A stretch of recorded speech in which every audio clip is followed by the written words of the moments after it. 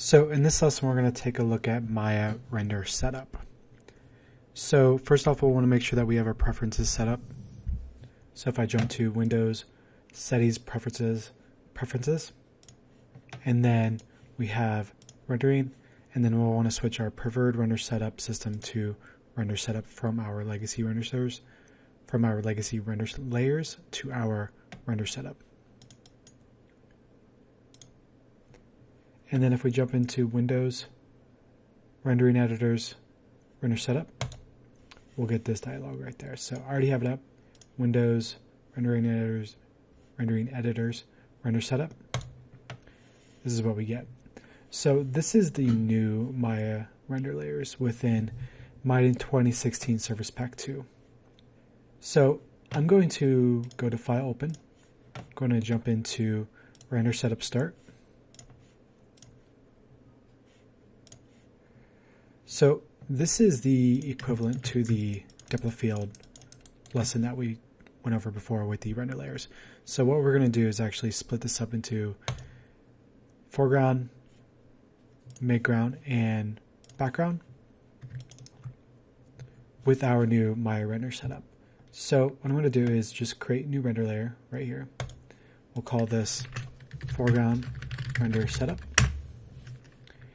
And if we right click here, go to create new collection, this is the equivalent to the right click add selected to render layer. So it's essentially controlling our members of that render layer. If I click this little icon right here, we'll jump to the render layer. You notice there's nothing in it currently.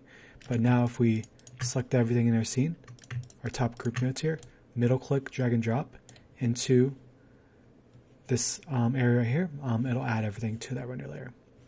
If I remove it, we can also do include expression. So if I go to midground group, you notice we have these teapots.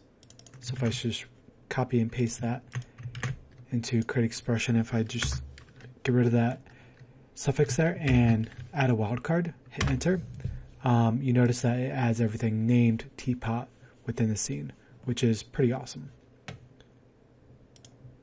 So I'm just going to add these groups to this render layer, just like that. And to set up this foreground render layer, we're going to essentially need to turn off primary visibility of our midground layer and turn on background to be a holdout.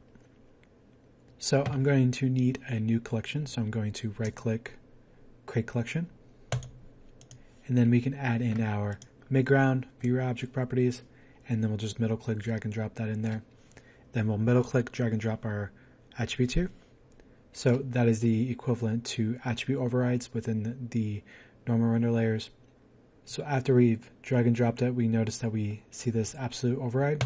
We'll right click or left click that and then do attribute override. And you notice that this gets grayed out because it's actually being controlled by the render setup.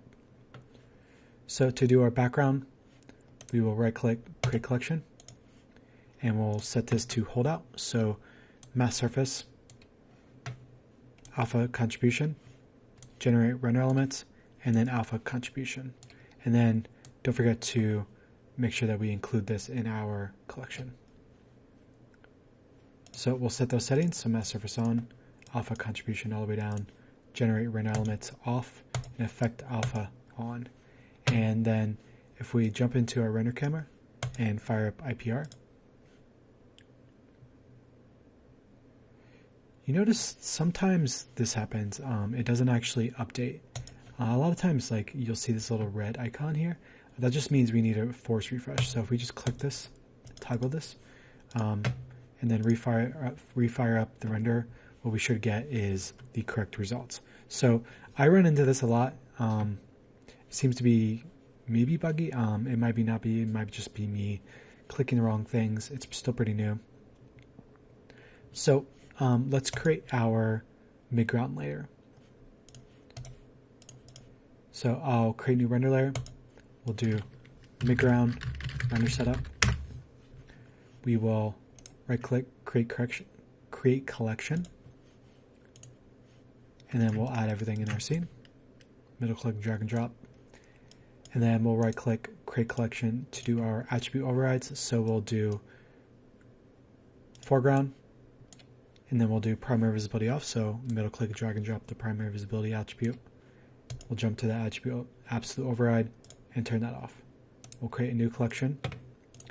We'll add in our background, V-Ray object properties background.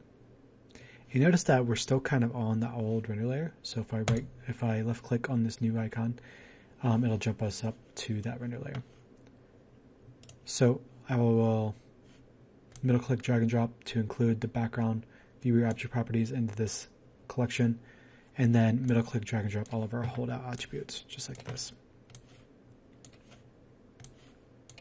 And then I'll go through and set those up again. So math surface off, alpha contribution all the way down, generate render elements off, and then effect alpha on. And if I just force refresh this and fire up IPR again, what we have is our midground layer separated. So I'm just going to turn that off and create our last render layer. So left click, create new render layer, background, render setup. So we'll right click, create collection.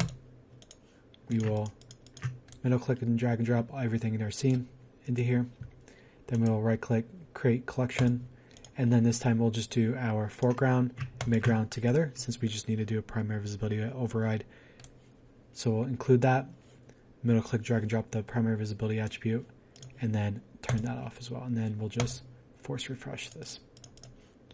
And then if we hit IPR again, we get our background separated out.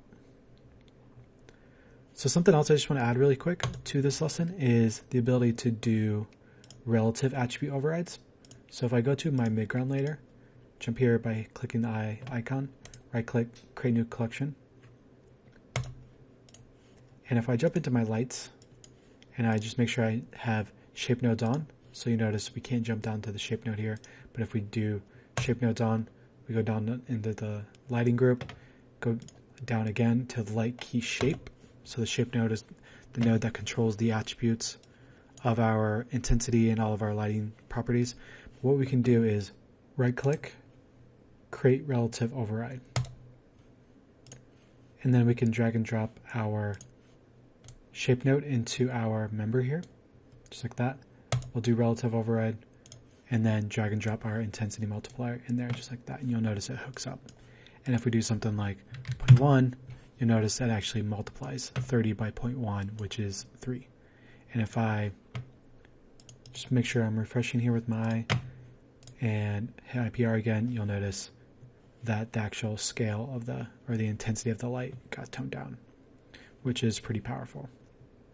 And that's it for my render setup. There's a lot of other cool features in here I encourage you to check out. Like you can do shader overrides, material overrides, stuff like that. It's a very powerful tool, so be sure to check that out.